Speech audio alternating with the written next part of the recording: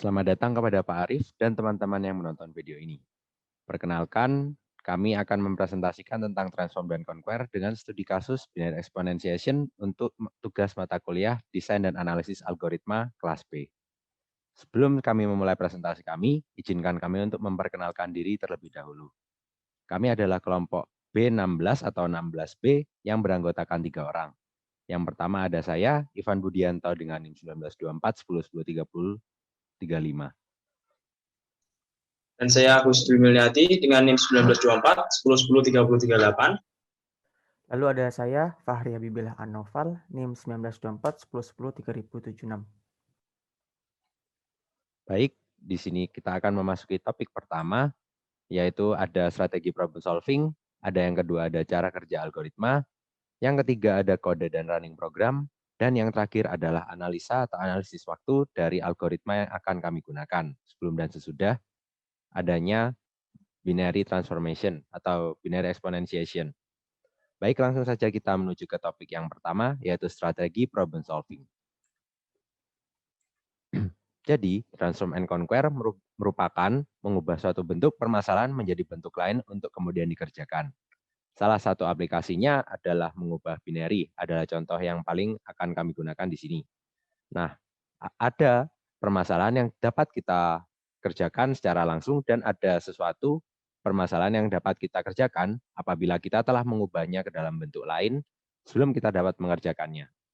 Tujuan dari pengubahan suatu bentuk permasalahan ini adalah untuk mempermudah ataupun menemukan jawaban yang dapat membuat kita menjadi lebih efisien dalam melakukan pengerjaan atau mencari solusi dari sebuah permasalahan.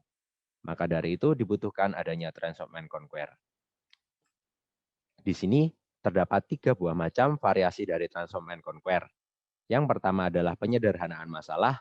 Contohnya adalah dengan kita menggunakan sebuah algoritma, kita dapat memecahkan algoritma tersebut dengan menggunakan perulangan yang lebih sedikit daripada kita menyelesaikannya secara langsung. Yang kedua adalah mengubah representasi, di mana kita tahu bahwa angka dapat kita representasikan menjadi beberapa macam. Yang pertama adalah desimal, yang kedua adalah biner, yang ketiga adalah heksa, dan macam-macam representasi angka lainnya. Nah, dengan mengubah representasi dari sebuah angka, kita dapat mengerjakannya dengan lebih mudah dan cepat. Contohnya adalah binary exponentiation ini, yang akan nanti saya jelaskan lebih lanjut. Yang terakhir adalah reduksi masalah.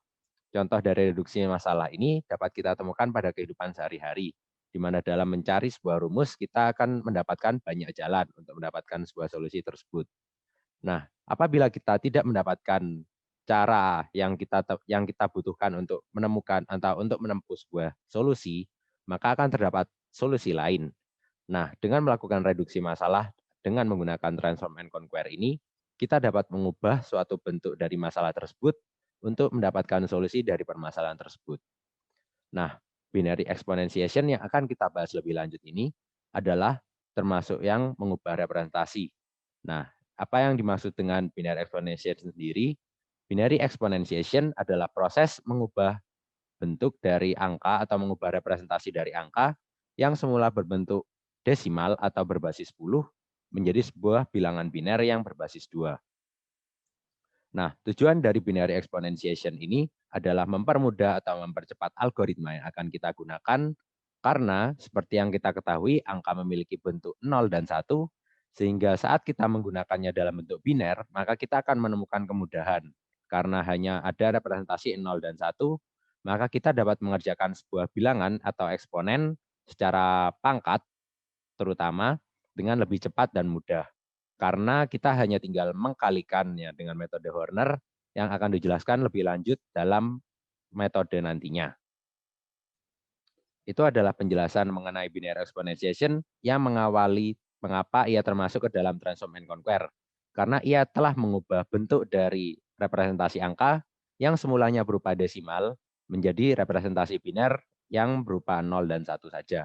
Itu adalah alasan mengapa binary exponentiation masuk ke dalam transform and conquer. Sekarang kita lanjut ke bagaimana cara kita melakukan transform and conquer, yaitu binary exponentiation yang akan dijelaskan oleh rekan saya, yaitu Fahri. Kemudian selanjutnya saya akan menjelaskan tentang cara kerja algoritma binary exponentiation kali ini sesuai yang dijelaskan teman saya barusan. Binary exponentiation yaitu gimana cara kita untuk menyelesaikan permasalahan perpangkatan dengan memanfaatkan efektivitas dari bilangan biner atau bilangan basis 2, di mana kombinasi angkanya lebih sempit ketimbang bilangan desimal, yaitu hanya 0 dan 1. Next. Untuk algoritma sendiri, ini algoritma dibangun berbasiskan dengan implementasi, diharapkan dapat berjalan dengan baik di implementasi Python ya. Jadi memerlukan 2 parameter algoritma ini, yaitu A dan fungsi Bn, di mana A ini merupakan bilangan yang akan dipangkatkan, sedangkan Bn merupakan representasi biner dari N, di mana N itu adalah pangkat dari A yang ingin dicari. Jadi untuk output dari algoritma ini adalah menghasilkan bilangan yang merupakan hasil perpangkatan A oleh B. Jadi langkah pertama adalah memberikan nilai hasil dengan nilai A itu sendiri. Lalu lakukan perulangan dengan I-nya itu dimulai dari 1 hingga ukuran atau panjang dari B, di mana B ini merupakan representasi biner dari N. Lalu hasilnya dalam setiap perulangan lakukan pengkuadratan dari hasil. Lalu setelah itu jika elemen B di indeks I, di mana B ini merupakan representasi biner, jika dia itu 1, di mana jika dalam biner bilangan yang diakhiri dengan 1 merupakan ganjil, maka hasil ini akan dikalikan lagi dengan A. Lakukan hingga I mencapai ukuran B dikurangi 1. Ukuran B. Lalu setelah itu hasilnya akan dikembalikan. Next. Untuk kode dan running program, kami mencoba implementasinya dalam bahasa Python. Next. Nah, jadi di sini kami buat sebuah function di mana kita deklarasikan dengan def binary exponentiation dengan parameter A dan B, di mana A-nya merupakan bilangan yang ingin dipangkatkan, sedangkan B adalah pangkatnya.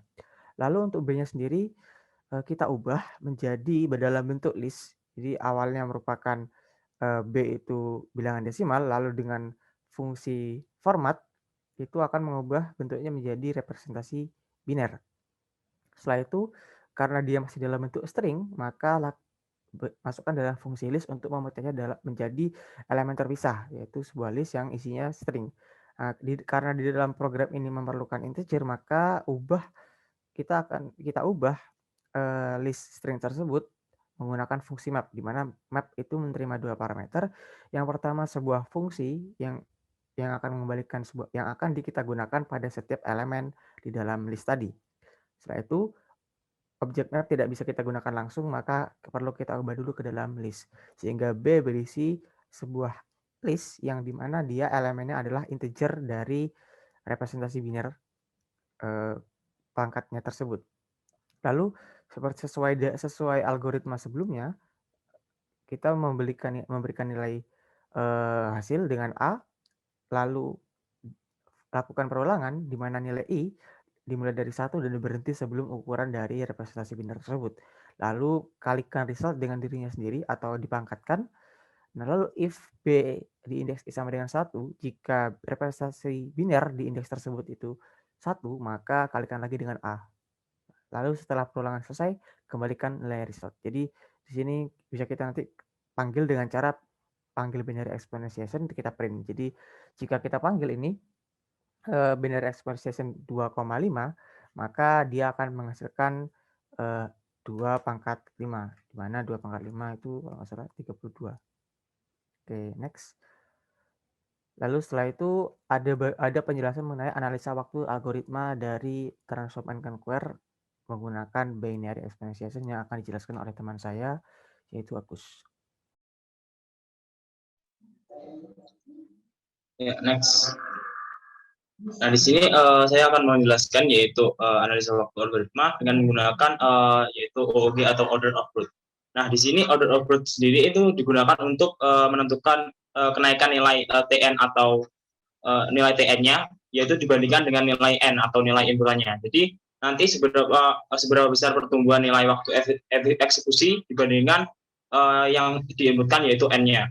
Nah, untuk menentukan nilai order output-nya, kita itu harus mengetahui dulu yaitu nilai TN-nya. Nah, di sini ada dua algoritma yang saya bandingkan, yaitu yang pertama yaitu algoritma brute force, dan yang algoritma yang kedua yaitu binary exponentiation.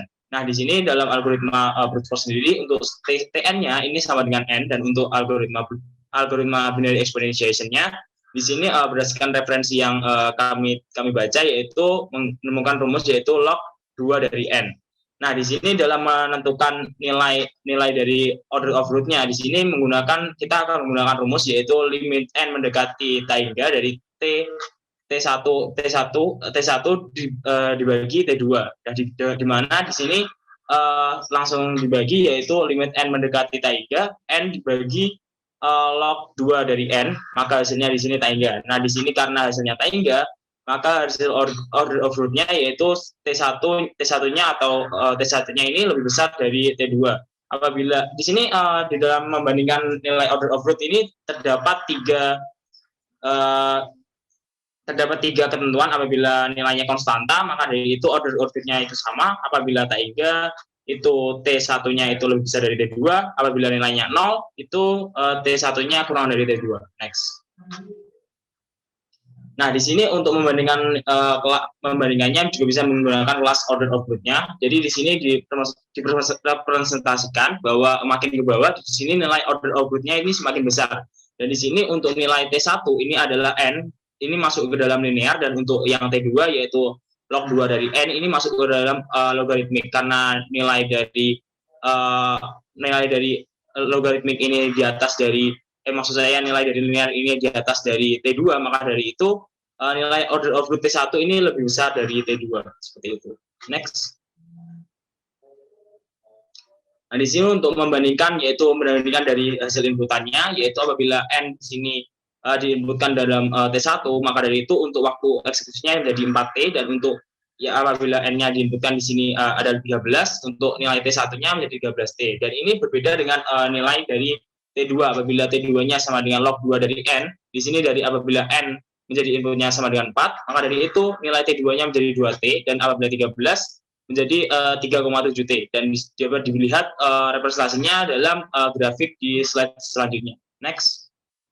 Nah, di sini dapat dilihat dari grafiknya bahwa nilai T1 dengan T2 dapat dilihat nilai T2 di bawah nilai T1. Maka dari itu nilai T2 di sini sedikit lebih efisien dari nilai T1, karena nilai T1 berada grafiknya di atas nilai T2, seperti itu. Sekian, terima kasih. Itu pembahasan dari kelompok kami. Bila ada kurang lebihnya kami mohon maaf. Wassalamualaikum warahmatullahi wabarakatuh.